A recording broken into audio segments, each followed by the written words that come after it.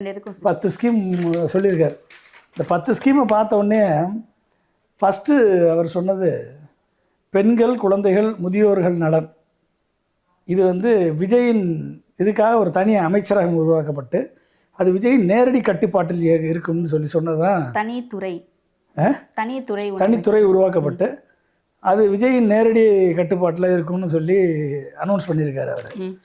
இதை பார்த்தா தான் எனக்கு ரொம்ப ஒரு ஏகப்பட்ட கேள்விக்குறியாக வந்தது.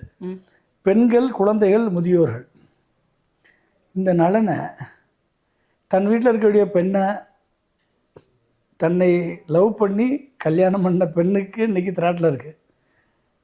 பிள்ளைகள், குழந்தைகள், 2 குழந்தை பெற்ற 2 குழந்தையும் இன்றைக்கி தெருவில் விட்டாச்சு. முதியோர்கள், அவள் அப்பா அம்மா பேச்சையும் கேட்குறதில்ல. இந்த 3யுமே செய்யாத ஒரு